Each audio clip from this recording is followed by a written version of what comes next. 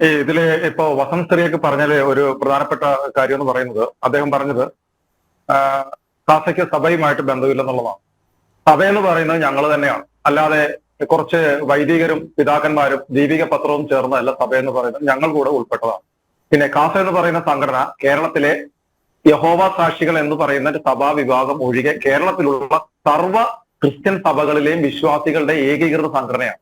ഞാൻ ആ എല്ലാ സഭകളുടെയും ലാറ്റിൻ, സീറോബലമാർ, ഓർത്തഡോക്സ്, യാക്കോബായ, പ്രൊട്ടസ്റ്റന്റ് ഇതുപോലുള്ള എല്ലാ സഭകളുടെയും വിശ്വാസികളെ പ്രതിനിധീകരിച്ചാണ് ഞാനിവിടെ സംസാരിക്കുന്നത്. പിന്നെ സഭയ്ക്ക് അംഗീകാരമൊന്നും ഞങ്ങൾക്ക് ആവശ്യമില്ല. ഞങ്ങൾ അംഗീകാരം ചോദിച്ചാൽ അങ്ങോട്ട് പോയിട്ടുമില്ല. ആരുടെയും അംഗീകാരം ഞങ്ങൾക്ക് വേണ്ട. ആരെ ഇനി അംഗീകാരത്തിനായിട്ട് ഞങ്ങൾ സമീപിക്കുകയുമില്ല. കാര്യം ഇത് എല്ലാ സഭയിലെയും വിശ്വാസികളുടെ സ്വതന്ത്ര സംഘടനയാണ്. അപ്പോ പിന്നെ അദ്ദേഹം എന്ന് പറയുന്നത് SMIM എന്ന് പറയുന്ന തിരുമലബാർ സഭയുടെ യൂത്ത് വിങ്ങിന്റെ ഒരു യുവജന സംഘടനയുടെ അംഗമായിരുന്നു അദ്ദേഹം. പക്ഷെ അതുപോലെയല്ല, ഞാൻ കേരളത്തിലെ സർവ്വ സഭാവിഭാഗങ്ങളെയും പ്രതിനിധീകരിക്കുന്ന വിശ്വാസികളുടെ ഏകീകൃത സംഘടന ആളാണ്. അപ്പോൾ ഇത് അദ്ദേഹം പറഞ്ഞത് തെറ്റാണ്. അതുപോലെ തന്നെ ഇദ്ദേഹം മറ്റൊരു കാര്യം പറഞ്ഞു, മധ്യപ്രദേശിലെ കാര്യം. അതിന്റെ ഉദാഹരണം എന്ന് പറയുന്നത് പ്രൊട്ടസ്റ്റന്റ് വിഭാഗങ്ങൾ ഈ കരോളോ പുൽക്കൂടോ ഒന്നും ഉപയോഗിക്കുന്നവരല്ല. അവരത്തരം ആഘോഷങ്ങളൊന്നും അവർക്കില്ല. അവർക്ക് ഇന്നത്തെ ദിവസം രാത്രിയിൽ പ്രത്യേക പ്രാർത്ഥന മാത്രമേ ഉണ്ടാവുള്ളൂ. അതല്ലാതെ മറ്റൊരു ആഘോഷവും അവർക്കില്ല. അപ്പോ മധ്യപ്രദേശിലെ സ്കൂളിൽ ക്രിസ്ത്യൻ കുട്ടികളുടെ കൂടെ മാതാപിതാക്കളുടെ കൂടെ അവരുടെ സമ്മതപത്രം കൊണ്ടുവരണമെന്ന് പറഞ്ഞാൽ ഒരു തെറ്റുമില്ല. അവിടെ ഒരു യഹോവ സാക്ഷിക്കാരനോ അല്ലെങ്കിൽ പ്രൊട്ടസ്റ്റന്റുകാരനോ മക്കളെ നാളെ സ്കൂളിൽ വന്നിട്ട് ചോദിക്കുന്നു, ഞങ്ങളോട് ചോദിക്കാതെ ഞങ്ങളുടെ കുട്ടിയെ മറ്റൊരു രീതിയിലുള്ള ആചാരത്തിൽ എന്തിനാണ് പങ്കെടുപ്പിച്ചതെന്ന് ചോദിച്ചാൽ അതിന്റെ പേരിൽ അവിടെ പ്രശ്നം ഉണ്ടാവും. മുസ്ലിങ്ങളും പ്രശ്നം ഉണ്ടാക്കാം, ഹിന്ദുക്കളും പ്രശ്നം ഉണ്ടാക്കാം. അപ്പൊ അത് ആർക്കും പ്രശ്നം ഉണ്ടാകാതിരിക്കാനാണ് അത്തരത്തിലൊരു സമ്മതപത്രം കൊണ്ടുവരണമെന്ന് ആവശ്യപ്പെട്ടത്. ഞാൻ പറയുന്നത് അത് ഭാരതത്തിലുടനീളം നടപ്പിലാക്കണം. അപ്പൊ ഒരു സ്കൂളുകളിലും പ്രശ്നം ഉണ്ടാകില്ല. സമ്മതമുള്ളവർ പങ്കെടുത്തു, ഒരു പ്രശ്നമില്ല. സ്കൂൾ അധികൃതർക്കും പ്രശ്നമില്ല, ആർക്കും പ്രശ്നമില്ല. സമ്മതം ഇല്ലാത്തവർ, താല്പര്യമില്ലാത്തവർ അതിൽ പങ്കെടുക്കണ്ട, അല്ലെങ്കിൽ മാറി നിൽക്കട്ടെ, അല്ലെങ്കിൽ അന്നത്തെ ദിവസം ലീവ് എടുക്കട്ടെ, പ്രശ്നം തീർന്നു.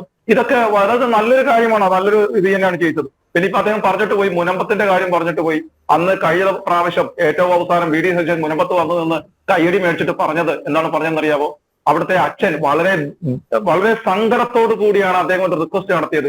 25-ാം തീയതി ക്രിസ്മസ്, ലോകമെമ്പാടും ക്രിസ്ത്യാനികൾ ക്രിസ്മസ് ആഘോഷിക്കുമ്പോൾ ഈ പാവങ്ങൾ ഭക്ഷണം കഴിക്കാതെ നിരാഹാരം ഈ പള്ളിമുറ്റത്ത് ഇരിക്കേണ്ടി വരരുത്. അതുകൊണ്ട് നിങ്ങൾ ഈ വിഷയം പരിഹരിക്കണം എന്ന് പറഞ്ഞപ്പോൾ VD സതീശൻ കൊടുത്ത വാഗ്ദാനം എന്താണെന്ന് അറിയാവോ? 25-ാം തീയതിക്കുള്ളിൽ ഈ പ്രശ്നം പരിഹരിക്കാൻ സാധിച്ചില്ലെങ്കിൽ ഞാനും വന്നവിടെ ഇരിക്കുന്നതാണ്. എന്താണ് നാളെ സതീശൻ വരാത്തത്? സതീശൻ വരണം.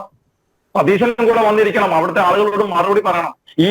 അന്ന് അച്ഛൻ റിക്വസ്റ്റ് ചെയ്തിട്ട് ഈ 25-ാം തീയതിക്കുള്ളിൽ പ്രതിപക്ഷമായി നേതാവായിരിക്കുന്ന VD സതീശൻ ആ വിഷയം പരിഹരിക്കുന്നതിൽ എന്ത് നിലപാടാണ് സ്വീകരിച്ചത്? അദ്ദേഹം ഒരു പ്രവർത്തനം നടത്തിയിട്ടില്ല. അദ്ദേഹം ലീഗിന്റെ നിലപാടുകൾക്ക് കീഴ്പ്പെട്ടുകൊണ്ട് അദ്ദേഹം പറഞ്ഞ കാര്യത്തിൽ നിന്ന് മലക്കം മറിയാൻ മാത്രമാണ് ചെയ്തത്. അദ്ദേഹം പറഞ്ഞു, ഞങ്ങളിവിടെ സമര പരിപാടികൾ ആരംഭിക്കും. എവിടെയാണ് ഈ കേരളത്തിൽ, എവിടെയാണ് മുനമ്പം ജനതയ്ക്ക് വേണ്ടി കോൺഗ്രസ് സമരം നടത്തിയത്? എന്നിട്ട് നാളെ ഒരു ഉളുപ്പുമില്ലാതെ അവിടെ ചെന്ന് അനുയായികളെ പറഞ്ഞു വിട്ടിരിക്കുന്നു. VD സതീശൻ അവരോട് ചെല്ലാൻ നാണമാണോ, അതോ മത്സ്യത്തൊഴിലാളികൾ പ്രതികരിക്കുന്ന ഭയമാണോ? അപ്പൊ ഇതൊക്കെ ഇവരുടെ തട്ടിപ്പാണ്.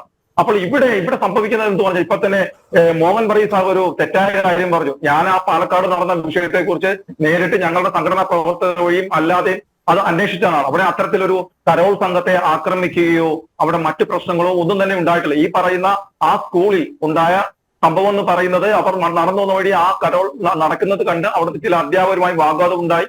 അവരുടെ ഭാഗത്തുനിന്ന് ഒരു എതിർപ്പ് സ്വരം ഉണ്ടായപ്പോൾ അവർ ഹെഡ്മിസ്ട്രസിനെ കയറി കണ്ട് സംസാരിച്ചെന്നുള്ളല്ലാതെ അവിടെ ഒരുവിധ ക്രിസ്മസ് ആഘോഷങ്ങളും നടത്തപ്പെട്ടിട്ടില്ല. നമ്മൾ ക്രൈസ്തവരായ നമ്മൾ ഈ ക്രിസ്മസ് ദിനത്തിൽ എന്തിനാണ് കളവ് പറയുന്നത്? അതിന്റെ ആവശ്യമില്ല. അത് മറ്റുള്ളവരെ തെറ്റിദ്ധരിപ്പിക്കാം. അതെ, അതിന്റെ വാർത്തകൾ പുറത്തു വന്നതുമാണ്. കൃത്യമായി അന്വേഷണം നടത്തി കുറ്റവാളികളെ കണ്ടെത്തണമെന്ന് തന്നെയാണ് K. സുരേന്ദ്രനും അദ്ദേഹം വയനാട് ബിഷപ്പിനെ സന്ദർശിച്ച ശേഷം അദ്ദേഹം പറഞ്ഞത് അതാണ്.